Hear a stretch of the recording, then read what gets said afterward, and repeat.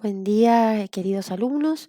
Vamos ahora a hablar de Luis XIII y el cardenal Richelieu, es decir, la monarquía francesa ya en su plenitud, ¿no? Camino a un absolutismo tan conocido como el absolutismo de los propios de los reyes de Francia.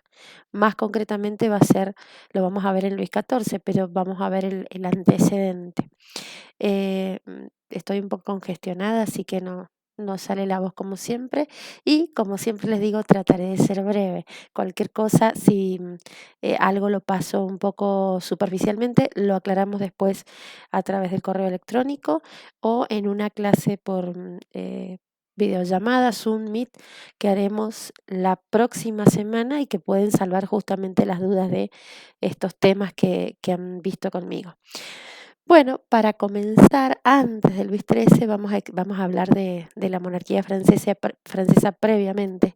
Si hay un drama, un miedo en la vida de las monarquías, esa sin duda que es la de los periodos de interreño, ¿no? Entre un rey que muere joven y el príncipe heredero que no puede asumir de inmediato la corona, o en esas épocas donde los reyes mueren sin sucesión. Bueno, son, digamos, la pesadilla de las monarquías. Y Francia no es la excepción. Hay dos grandes dramas en Francia. Por un lado los periodos de regencia, y por el otro la conspiración de los nobles siempre ha estado, incluso hasta en la previa de la Revolución Francesa hay conspiradores siempre.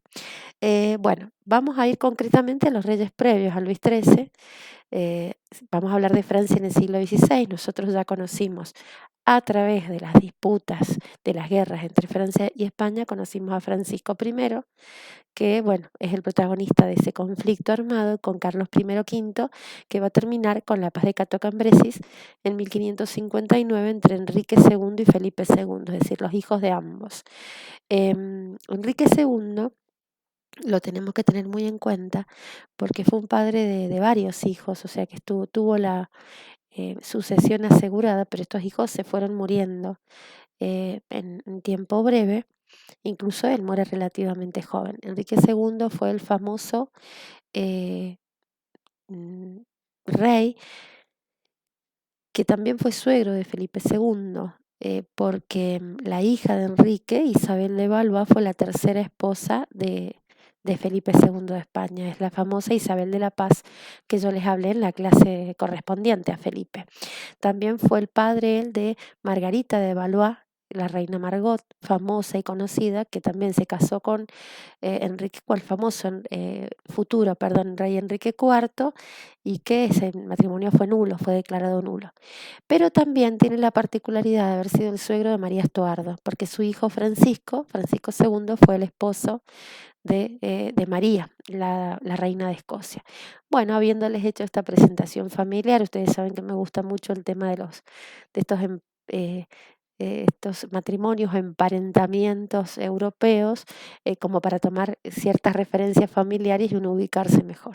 Entonces, otro detalle de Enrique II es que se casó con una princesa italiana, la famosa Catalina de Medici, que no era nada más y nada menos que la sobrina de un papa. Entonces, bueno, es la princesa italiana que llega a Francia, y dicen que es ella la que pone de moda en Francia el gusto por la gastronomía. Es decir, así como eh, una princesa portuguesa en el siglo XVII lleva la costumbre del té a Inglaterra, una princesa italiana lleva el gusto por el buen comer en, digamos, con cierto buen gusto por la buena comida de Italia a Francia.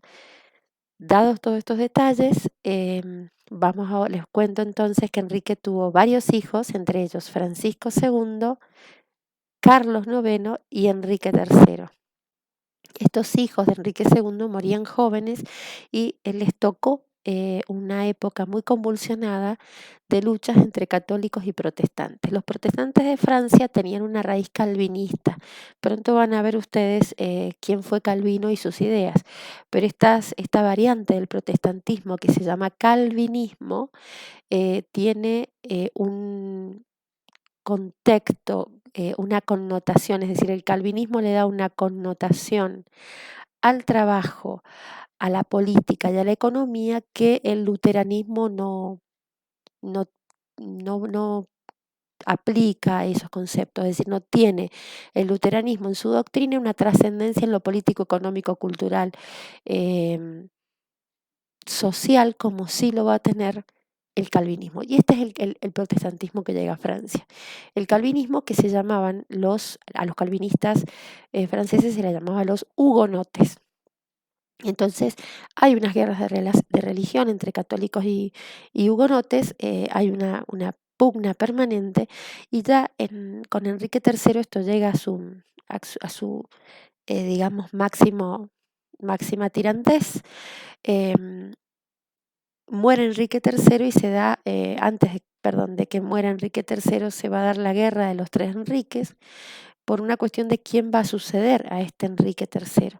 Enrique de Guisa o Enrique III de Valois, que era el rey, o Enrique de Borbón, que es de una familia, los Borbón eran una familia, una rama secundaria de la familia, eran los grandes del reino, en realidad era una de las familias llamadas de los grandes del reino. ¿Por qué? Porque eran descendientes también, como todos, los Valois, los Borbón y los Condé, eran todos descendientes de San Luis Rey de Francia, el rey medieval Luis IX, y que, bueno, justamente la familia se ramifica y todas las familias de esa rama, sabemos que San Luis Rey de Francia, Luis IX, era de la familia Capeto. Entonces, las variantes de esta familia son todos los grandes de Francia. Reinaban en este momento los Valois. Pero bueno, después de esas guerras de los tres Enriques, quien queda como rey definitivamente es Enrique IV de Borbón, el primer Borbón que reina en España, en Francia, perdón. Y luego, por supuesto, va a pasar a España. La familia. Enrique IV de Borbón es el rey que, si bien había sido bautizado católico, crece como protestante y se convierte en el líder de la lucha de los hugonotes, de los protestantes en Francia.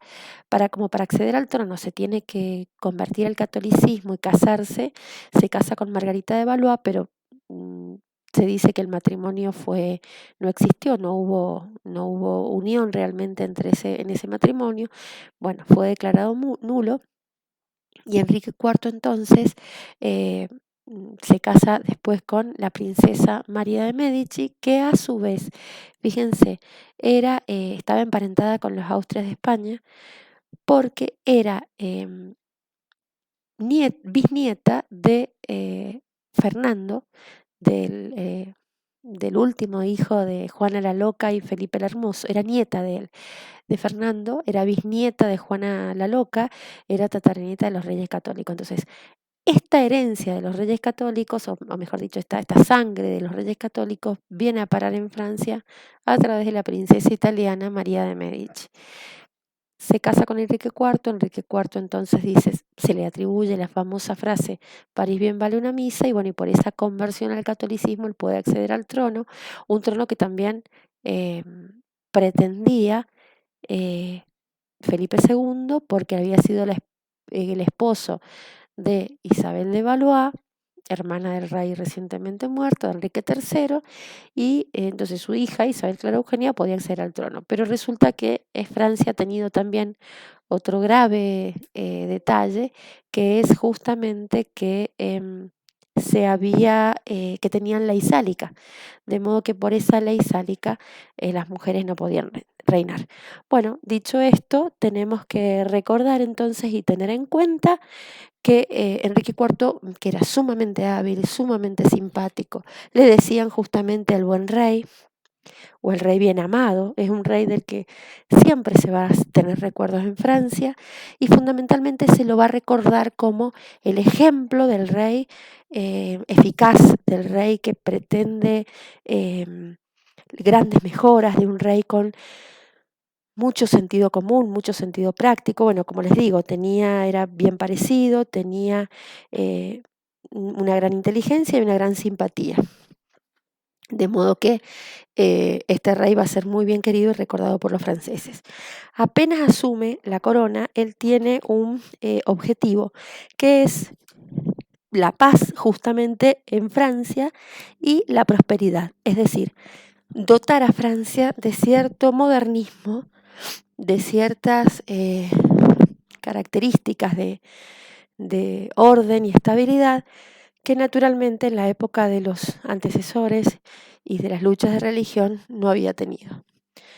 Enrique IV de Borbón quiere restaurar el país después de las guerras de religión y para eso entonces su primer objetivo va a ser restablecer la paz interior y regular también en la cuestión religiosa. Ninguna de las dos cosas son fáciles, por supuesto.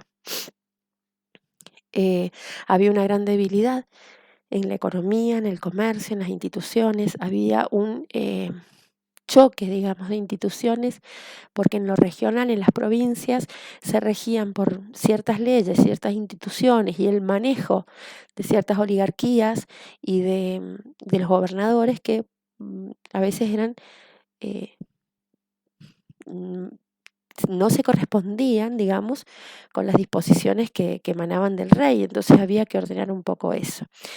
Realiza Enrique una centralización de tipo liberal, tiende mucho a la tolerancia, a la concordia. El 13 de abril de 1598, em, justamente Enrique IV establece el Edicto de Nantes. ¿Qué significa este Edicto de Nantes? Que se restablecía el culto católico en todo el reino, también que hay libertad de conciencia a los protestantes, y se regula la libertad de culto. Bueno, pero no podían hacer proselitismo, es decir, se les permitía, pero no se podía hacer lo que para los católicos sería el apostolado.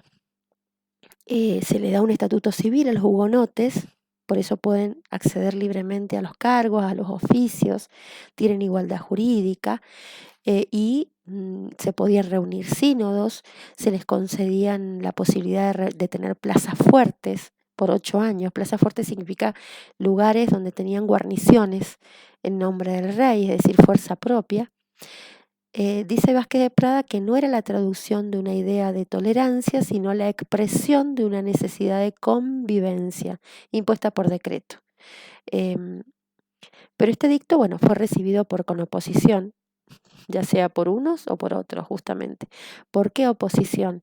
Y porque para los protestantes, bueno, esto de no poder hacer proselitismo no les caía muy bien, además no confiaban en una serie de promesas, más bien letra chica del contrato que había hecho Enrique IV y que no necesariamente estaban escritas, eran promesas más bien de palabras, entonces eso les generaba cierta desconfianza. ¿Y qué hizo Enrique? Hábilmente a los grandes de los dirigentes hugonotes les dio ciertos beneficios, pensiones generosas y demás como para mantenerlos contentos y a los católicos los contenta fundando el Colegio de la Flèche, que es un colegio jesuita justamente para la formación de los hijos de las grandes familias con una formación completa como era la de los jesuitas en ese momento, que era la orden religiosa con mayor digamos, solidez en su formación cultural. Recuerden que los jesuitas fue la primera orden religiosa que incluso antes del Concilio de Trento ya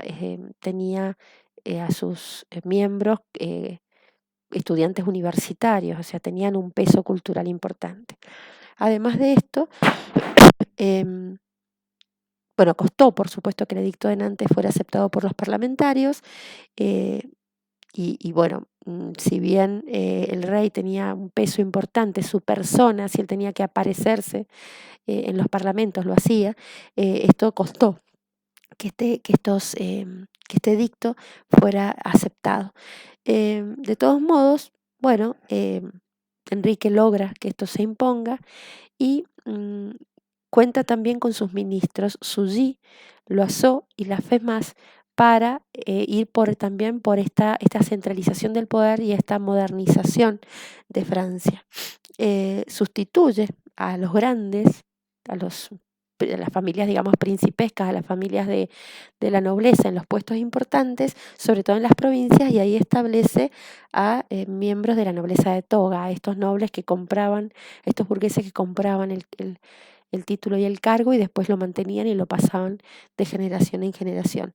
Por otro lado, hace de París una ciudad urbana bien moderna, ya se establece y se queda en París, y París ya queda como como la capital del reino definitivamente, sumado a que, bueno, la familia va a residir en lo que hoy es el Louvre, el Palacio del Louvre. Em, en el caso de los gobernadores de provincia, Enrique va a ir quitándoles poder y les va a dejar, como eran parte de estas aristocracias o noblezas pequeñas, terratenientes de las provincias, bueno, lo que hace es darles un mando meramente militar y pone otros funcionarios, los comisarios o los comis en francés, una especie de comisarios para que dirijan en nombre del rey a las provincias. Por otro lado, hay una restauración más efectiva y una organización más efectiva de las finanzas. Se revisan un montón de excepciones que había en los impuestos y de pensiones antiguas, ya dadas por arreglos y conveniencias de otros reyes. Esto es revisado y muchas de ellas son dadas de baja. Entonces estos privilegios son dados de baja y esto implica mucho más dinero para el reino, ¿no? El poder central. Entonces apunta a una centralización más bien liberal, es conciliador, es tolerante, dice Vicent Vives. El absolutismo propio de Enrique es un instrumento de gobierno al servicio del país y no al servicio de una camarilla, eso es lo bueno, porque para Enrique el Estado debía ser la mansión de todos los franceses. Administrativamente, el duque de Sully, que fue el superintendente, un hombre de mucha confianza de Enrique, que fue nombrado superintendente de finanzas, persiguió las excepciones y los abusos. Acá les dejo una imagen de lo que es Enrique IV. Esta imagen de la izquierda es una reconstrucción por computadora digital de la imagen real a partir de su cráneo, la idea, la imagen que probablemente él tenía. Y estos son los ministros. Se casó con María de Medici, como les dije, ya vamos a hablar de ella. Sobre todo el ministro Sully. Luines va a ser posterior. Bueno, entonces ordena la economía el duque de Sully, persiguió, como les dije, excepciones, abusos, recuperó rentas que estaban alienadas. Esto de que una persona particular se hace cargo de las rentas por alguna deuda que tenga la corona, de rentas de toda una zona. Bueno, esto había caducado hacía rato, entonces Sully ordena eso y que esas rentas vuelvan a la corona. En el caso de Loiseau, se encarga del desarrollo agrícola, que justamente por las guerras los campos estaban sin cultivar, y la FEMAS, que es una especie de premercantilismo, establece un mercantilismo ya bastante precoz, mm, que para Enrique IV decía que él quería, se le atribuye esta frase, un pollo en la mesa de cada campesino cada domingo, es decir, démosle a cada campesino un domingo con una mesa abundante y así los vamos a tener contentos. Básicamente era su principio para esa época posterior a tantas crisis y tantas guerras. Entonces, bueno, justamente promociona la fe más las manufacturas, hace una especie de desarrollo industrial, o preindustrial sería, ¿no? Más que industrial eran talleres artesanales de manufacturas, pero se lo promueve desde el gobierno, no eran fábricas, no era industria todavía. Eh, Incluso rebajó la presión fiscal, como ya habían terminado las guerras, no era necesario tanto impuesto, entonces rebaja los impuestos y esto da un respiro a este tipo de actividad artesanal. Desgraciadamente, desde 1604 se necesitó más dinero, entonces se establece un impuesto que se va a llamar la Paulette y que va a seguir durante un largo tiempo y va a traer problemas después. Cuando una persona que había comprado un cargo o un título quería pasárselo a sus hijos, se pagaba un octavo de la renta, la ganancia, perdón, un sexto del rendimiento o ganancia de ese título. Se pagaba como impuesto. Esto era la Paulette. ¿Por qué la Paulette? Porque la primera persona que se encargó de cobrarla, que se encargaba justamente de su cobranza, era un financista, un financiero que se llamaba Paulette. Entonces, con esto, la corona obtenía un ingreso importante y las familias ricas se aseguraban un puesto para sus hijos, que sería hereditario para quien pudiera pagarlo. Desgraciadamente, toda esta gran cantidad de medidas de Enrique IV se corta en 1610 porque desgraciadamente es asesinado. em, es la época de la colonización de Canadá. En política exterior intenta un poco romperla diplomáticamente, no quiere guerras, romper el cerco de los Habsburgo, pero bueno, todo esto, como les digo, queda trunco en 1610 cuando muere asesinado. Ya lo habían intentado asesinar varias veces, pero de hecho, en esta oportunidad, muere y deja a su esposa María con el heredero de pocos años. Todo esto que yo les he hablado de Enrique VIII no es exactamente tema nuestro, pero sí se los cuento para que ustedes tengan una idea de cómo llegamos a Luis XIII. María de Médicis, que es la viuda, la reina viuda, y la mamá de Luis XIII, el heredero, queda sola, por supuesto, y esa regencia es aprovechada por su hermana de leche, una mujer con la que había venido desde Italia, que se llamaba Leonor Galigai, y su esposo, que se llamaba Carlo Concini. Carlo Concini y Leonor Galilei se convierten en las personas más poderosas de Francia, es decir, las personas que dirigen prácticamente el gobierno. María confía muchísimo en ellos y esto, por supuesto, es un dolor de cabeza eh, para los grandes de Francia, o por el estamento más importante, o para aquellos que realmente quieren influir en la corona, en, eh, en esta instancia de regencia, y tienen un gran rechazo, es decir, inspiran un gran rechazo. De modo que eh, recién va a reinar efectivamente Luis XIII cuando eh, estos favoritos de la reina, Leonor y Carlo Concini, se alejen de la corte. Cuando muere Enrique IV, como les digo, tenía Luis tan solo 9 años, su madre desempeñó la regencia y tiene una política de acercamiento a España y a Roma. Primero, es italiana, es entendible que se acerque a Roma, pero por otro lado España, ella prefiere acercarse a España y mantener una alianza con España, por eso va a casar a Luis XIII con la hija del rey de España, que en ese momento era Felipe III, su hija preferida, y realmente Felipe III era un rey eh, muy afable, muy paternal, raro para la época, pero muy de manifestaciones cariñosas con sus hijos. Em, entonces, bueno, va a ser para Ana María de Austria, la heredera, perdón, la heredera no, la hija de Felipe III, va a ser un gran dolor despegarse de su familia española para casarse con el rey de Francia con solo 14 años. A su vez, la princesa francesa, Isabel de Borbón, hija de Enrique IV, hermana de Luis XIII, se va a casar con el futuro Felipe IV. De modo que hay un matrimonio doble. Sully, el gran ministro Enrique IV, va a ser alejado y bueno, empiezan las revueltas y las quejas de los grandes de Francia. María más o menos los va calmando con sumas de dinero, pero en 1613 el dinero se acabó, la generosidad se acabó y bueno, y vuelven los enojos y los rencores de esta gente que se ha visto alejada del poder.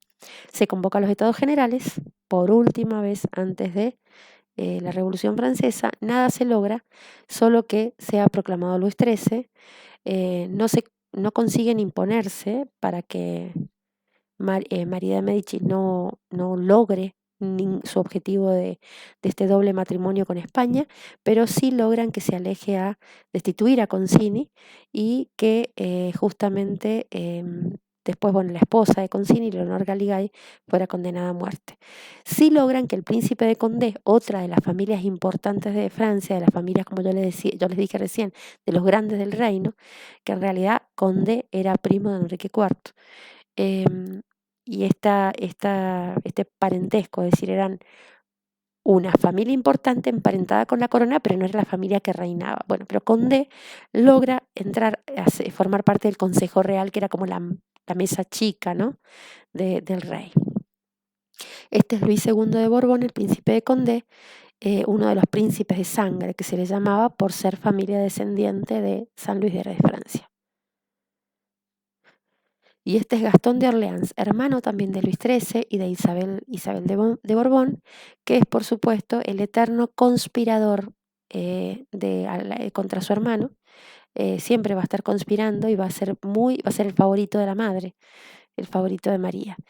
Vamos a ver después qué consecuencia trae que el hermano del rey sea tan conspirador. Ya se los voy a contar antes de que terminemos este tema.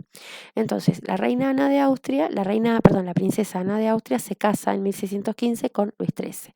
Pero les cuento que Luis XIII no tenía ninguna intención de unirse en matrimonio, ni con ella ni con nadie aparentemente, porque si bien se casaron siendo muy jovencitos los dos, recién en 1638 nace el hijo mayor de este matrimonio, que va a ser el futuro Luis XIV.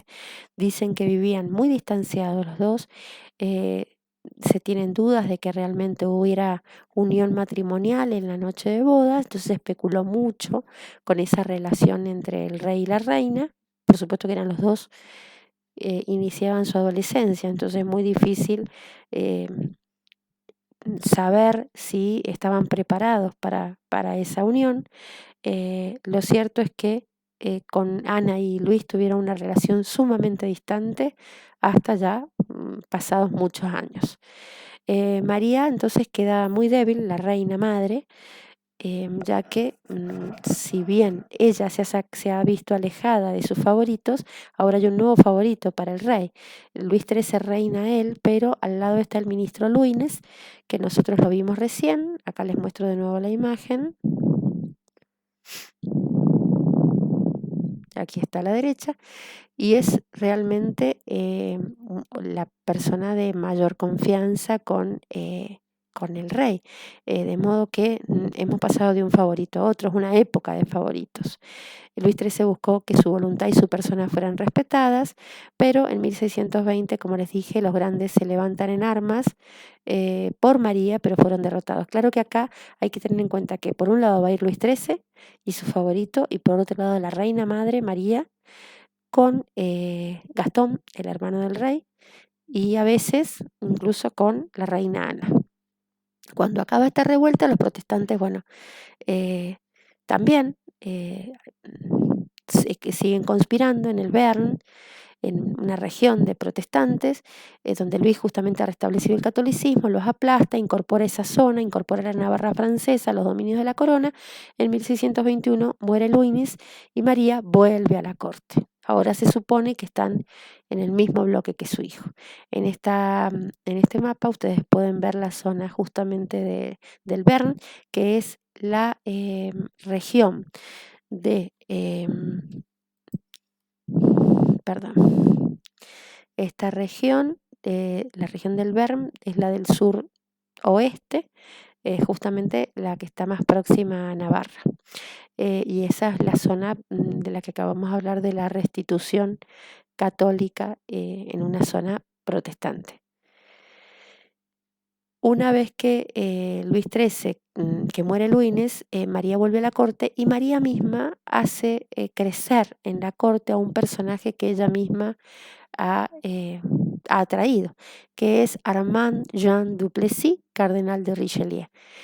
Nació en París, era de la nobleza de espada y de toga, era, es decir, una familia muy importante y acomodada, estudió humanidades, tenía sus estudios de doctorado, hizo la academia militar, luego accede al obispado de Luzón y con 22 años es ordenado sacerdote. En 1607 fue obispo, en 1614 participa de los estados generales, es el limosnero de la reina, es decir, el que recibe todas las ayudas y los aportes para que los distribuya, no para él, que la reina hace, digamos, la ayuda material que la reina hace como limosna, como ayuda caritativa. Es como que él es el que administra esa limosna de la reina, por eso era una persona de enorme confianza para la reina.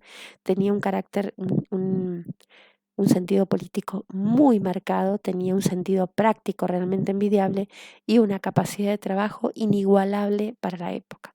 No dejaba de trabajar y era una persona sumamente organizada. Entra al consejo y empieza a crecer. En principio, del lado de la reina de María. Era gran seguidor de Maquiavelo, establece principios políticos con fin práctico.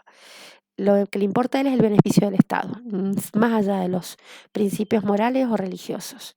Em, entonces, bueno, entra a la corte, en la época todavía de Concini, es jefe de Estado, se acerca mucho a la reina a través de su participación en el consejo, era más bien flexible, sumiso en apariencia. Pero entre 1624 y 42, en este largo periodo, es él realmente quien dirige la política francesa. Sus objetivos clarísimos: acrecentar el poder del rey, para eso tenía que limitar justamente a los protestantes, y en este sentido nos tenemos que quedar en esto. Yo no voy a profundizar tanto en lo que fue todo esto de la toma de La Rochelle. Ustedes lo ven por bibliografía. Yo les voy a dejar más o menos los principios establecidos solo para no hacer esto tan extenso. Pero ustedes tienen que saber que los objetivos de Richelieu son acrecentar el poder del rey dentro del Estado francés, es decir, que se haga fuerte por fin el rey y que no haya otra vez, como ha habido tantas veces, noblezas o grupos minoritarios eh, conspirando contra el rey, incluso dentro de la misma corte, que eso era lo grave.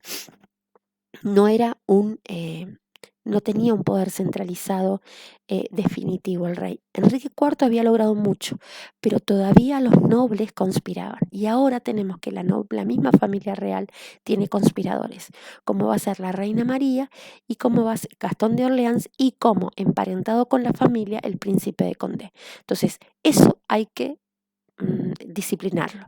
Pero por otro lado, dentro de Francia están los protestantes, que como dijimos por el edicto de Nantes, ellos tienen plazas fuertes. Y por otro lado hay un objetivo externo que es muy importante y que va a ser, a ver si llegamos, todavía no lo llegamos acá, no me voy a adelantar, solo se los nombro. Eh, Va a ser limitar el poder de los Habsburgo. Primero entonces vamos a ver qué es esto de acrecentar el poder del rey contra los protestantes. Ustedes sabían que los hugonotes, yo se los dije, después del edicto de Nantes habían mantenido plazas fuertes, pero no son solamente plazas fuertes, también es el manejo del comercio, el manejo de ciertos impuestos, el manejo de la economía, el manejo incluso hasta de las leyes de sus propios jueces, dentro de lo que eran estas zonas, vamos a tomar una palabra para que se entienda, liberadas para los hugonotes. Entonces esto para Richelieu era un estado dentro de otro estado. Entonces un estado hugonote dentro del reino de Francia. Entonces para Richelieu no es una cuestión religiosa, sino que es una cuestión de orden político. Bueno, van sucediéndose diferentes tratados en los que el rey, o Richelieu mejor dicho, va limitando un poco todas esas libertades que habían tenido los hugonotes desde el edicto de Nantes. En 1622 se da el Tratado de Montpellier y reducen las plazas fuertes a dos solamente, Montauban y La Rochelle. La Rochelle era un puerto importante aparte. En 1625 entonces La Rochelle se subleva contra estas medidas reales de ir cercando un poco, cercenando las libertades de los hugonotes, y en 1625 al 28 se da el asedio de La Rochelle. Por supuesto que esto es una guerra con los hugonotes de La Rochelle, un asedio, un sitio, hasta que por fin se impone las medidas, se impone la política de Richelieu y se termina el asedio de La Rochelle con el edicto de Gracia de Alais. Pero hay un detalle importante que hay que tener en cuenta. ¿Cuál fue el problema de La Rochelle? Que estaban apoyados por Georges Villiers, el duque de Buckingham, que era por supuesto el favorito del rey inglés. De modo que Inglaterra acá empieza a intervenir a favor de los hugonotes, de los protestantes, y eso hace peligrar justamente el poderío francés porque empieza a intervenir Inglaterra. Y acá les dejo un detalle un poco novelesco. Este señor, Georges Villiers, había visitado en 1624 Francia porque querían casar al hijo de Carlos I, el futuro Carlos II, con una princesa primero española. Resulta que anduvieron por España y la princesa no tuvo, una de las hermanas de Ana de Austria, no no tuvo, no aceptó casarse con el heredero de Inglaterra. Entonces la comitiva, encabezada por Villiers, por George Villiers, el duque de Buckingham, aterriza en Francia, llega a Francia. Y en Francia piden la mano de la princesa Enriqueta, la hermana de Luis XIII, otra hermana de Luis XIII, hija también de Enrique IV y de María de Medici. Este matrimonio sí se estableció, el pacto se firmó, el tratado se firmó. Finalmente Enriqueta va a casarse con Carlos, con el futuro Carlos II. Pero el detalle aquí es que no, fue así, el duque de Buckingham se enamora, se queda perdidamente enamorado de la reina Ana, es decir, de la em, esposa de Luis XIII, y incluso quiere que le consigan un encuentro secreto y sea a solas con ella porque está enamoradísima. Esto da pie, es decir, parece que hubo un encuentro, digamos, una conversación que aprovechó una imprudencia de la reina, porque dicen que ella paseaba sola en un parque del palacio y resulta que él la sorprendió y parece que fue demasiado apasionado en las palabras que usó con ella. La reina se asustó, que era jovencísima, se asustó, entonces llamó a sus damas y esto quedó casi como una crisis diplomática prácticamente, porque Luis XIII se enojó muchísimo, también la vio como responsable a la reina, o sea que si la relación con su esposo iba mal, acá anduvo peor. Pero les cuento esto porque esto dio lugar a la famosa historia de los tres mosqueteros, inspiró la historia de los tres mosqueteros de Alejandro Dumas, porque el famoso, dice la leyenda, que ella le dio como prenda es decir, como halagada por ese enamoramiento no correspondido, le da una serie le da un accesorio personal, que son bueno, esas cuerdas que usaban las mujeres para atarse los vestidos como corsé y que estaban terminados, remachados, digamos, con piedras preciosas y oro y demás. Es decir, las puntas eran como una joya. Entonces, era un accesorio joya y ella se lo entrega a él como, digamos, prenda de amabilidad y él se lleva eso como un trofeo. En realidad dicen que él lo robó, que ella no se lo regaló. Bueno, todo esto es tomado por Alejandro Dumas para la famosa historia de los tres mosqueteros, en los cuales dice que Richelieu, que quiere dejar mal a la esposa del rey, peor aún ante el rey, le pide que ella lleve a una fiesta ese regalo que el rey le había hecho, pero claro, ella no podía llevarlo porque se lo había regalado a Buckingham. Por eso los tres mosqueteros tienen que ir rápido a rescatar esta joya en tiempo récord a Inglaterra, para traerla de vuelta a Francia. Bueno, toda esta historia tan pintoresca y tan azarosa se da a raíz de esa visita del duque de Buckingham a la corte francesa. Bueno, un detalle nada más que no entra en nuestro tema, pero se los quería contar.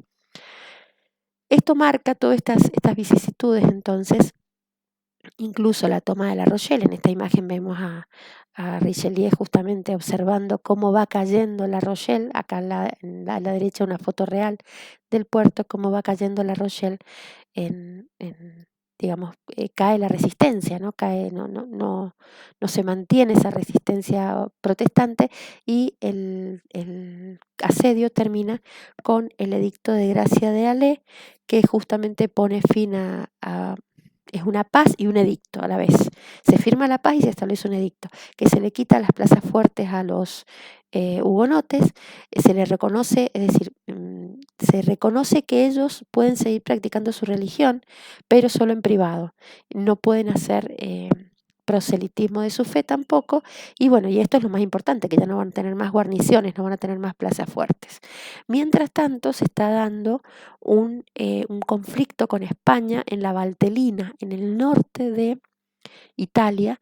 El norte de Italia es la unión, digamos, entre las posesiones austríacas, perdón, las posesiones de la Casa de Habsburgo de España e Italia con las del Imperio. Entonces, la unión, digamos, el paso, el nexo era esta zona de la Valtelina, que era una zona católica que había quedado en manos de las ligas de los que gobernaban los cantones suizos. Entonces, ¿por qué era importante para los franceses arrebatarles esto a los españoles? Porque les dejaban a los españoles que no les cortaban el camino de las tropas por donde iban las tropas españolas desde Italia hasta el norte de Europa o hasta los Países Bajos. Bueno, pasaban por la Valtelina, por el paso de la Valtelina. Cortando este paso, cortaban, digamos, la ruta natural de tropas y de comunicación entre ambas casas, entre ambas ramas de la Casa de Austria, y el paso de tropas a los Países Bajos o al norte. Recuerden, al norte de Europa, recuerden que es un episodio más dentro de la Guerra de los 30 años. Entonces, en concreto, se van dando estas dos cosas a la vez. Por eso se necesitaba terminar de una vez por todas con este estado dentro de otro estado que era el sitio de La Rochelle. Había que terminarlo y dedicarse a lo exterior también. Por otro lado, entonces, se da el otro objetivo interno que tiene Richelieu, que es disciplinar a la nobleza. Gastón de Orleans vivía conspirando contra el rey. Entonces, establece Richelieu que Gastón, para obtener el perdón real, digamos, se debe casar según la voluntad del rey. Es decir, se va a casar con quien el rey disponga. Richelieu también prohíbe los duelos entre, ¿se acuerdan lo que eran los duelos? Lo habrán visto en películas. Esto de batirse a duelo y que una de las dos partes muera para vengar alguna traición o algún pacto no cumplido o alguna ambición que tuvieran los nobles entre sí. Se prohíben los duelos, se baja el número de miembros del consejo, aumenta el poder de los nobles de toga en vez de los nobles de sangre, que son los grandes de Francia. Estos comisarios que ya dijimos que había mandado Enrique IV al interior, a las provincias, serán después intendentes y administran realmente el poder local en vez de las aristocracias locales. Entonces son todas estas las medidas que Richelieu va estableciendo para consolidar el poder real. Pero hay tendencias dentro de la corte. Por un lado están los buenos cristianos, que es el partido de los devotos. En ellos, en ese partido está la reina madre, la reina María y la reina Ana, la esposa del rey, madre y esposa, que aconsejaban al rey una política favorable a los intereses de la iglesia. Imagínense que el rey se ha casado con una española. La española es aún son, no solo que son una dinastía aún muy importante, de mucho peso, sino que aparte son los paladines de la fe católica. Y está por el otro lado el partido de los buenos franceses. ¿Quiénes son los buenos franceses o buenos patriotas? Los que prefieren los intereses franceses por encima de cualquier fe religiosa y cualquier política, cualquier ideología que esté por encima, que quiera estar por encima de la razón de Estado. Es decir, por un lado, los creyentes o devotos, partido de los devotos. Por otro lado, los buenos franceses. En este partido se ubicaba Richelieu. Primero, los intereses y el bien del reino, y después la fe. Richelieu entonces se consolida. El partido devoto ataca a Richelieu tras la guerra en Mantua. Justamente en este momento se da este proceso de la Valtelina y la participación de Francia en diferentes cuestiones y problemas sucesorios en los dominios italianos de España. Entonces empieza a intervenir Francia y bueno, el partido devoto le echa la culpa a Richelieu de estar participando contra los católicos, es decir, que está apoyando a los intereses antiespañoles o anticatólicos o anti-iglesia en vez de justamente ir a favor de la iglesia. Entonces, de esta política de Richelieu de ir contra españoles y habsburgos, que eran justamente las dinastías católicas, les parecía a los buenos devotos una traición. Richelieu estaba a favor de la reconciliación con los hugonotes, justamente para poder invadir e intervenir en la Valtelina. Luis cae enfermo en este momento y empiezan las dos mujeres poderosas de Richelieu, su madre y su esposa, a instigar para que destituya a Richelieu. Pero acá, más que Ana, que no manejaba tanto la situación, eran María de Medici y Gastón los más acérrimos enemigos de Richelieu. Entonces empiezan a instigar contra él, contra Richelieu, y como Luis está enfermo, le dicen que le empiezan a manipular la situación diciéndole que seguramente esa enfermedad es porque Dios está enojado con él. Dios está castigándolo por oponerse a sus intereses en la tierra. El 10 de noviembre se da el famoso Día de los Engaños o Día de los Incautos también. Richelieu entra por un pasillo secreto a la habitación de Luis y encuentra a Luis hablando con su madre, con la reina María. La reina le exige a su hijo que elija entre ella o el cardenal. Richelieu se va, aparentemente se abandona el castillo. La reina y su camarilla festejan este abandono este abandono de Richelieu, que se va, sienten los devotos que han ganado por fin, ¿no? Que el partido de los buenos franceses ha sido alejado, o por lo menos se aleja su cabecilla. Y todos creen entonces que Luis va a elegir a su mamá, pero no. Luis manda a buscar al ministro y manda al destierro a su madre, que no era la primera vez que la mandaba al destierro, se llevaban bastante mal. Quiere decir que en este día, lo que parecía ser un día de triunfo para los buenos devotos no fue más que un día de engaños, porque los devotos con María a la cabeza habían sido engañados. Esta es la Valtellina, que es el norte de Italia. No quiero entrar en ese detalle, lo ven así un poco sintéticamente, lo ven a través de la bibliografía. No es necesario que entren en el detalle de este tema, ¿no? Simplemente saber que es un interés francés por encima del interés religioso en cortar las comunicaciones entre ambas ramas de la Casa de Austria, y justamente perjudicar el paso de las tropas, especialmente en esta época de guerra, dificultar el paso de las tropas.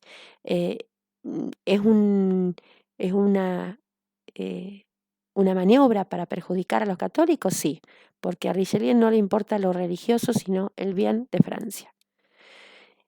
El objetivo externo va a ser neutralizar a los Habsburgos, que es el otro gran objetivo de Richelieu, como les dije. Recién hablamos de los objetivos internos. Limitar el poder de los hugonotes por el bien del poder real y limitar a los nobles. Ahora, limitar el poder de los nobles fundamentalmente con esa camarilla de Gastón y de María.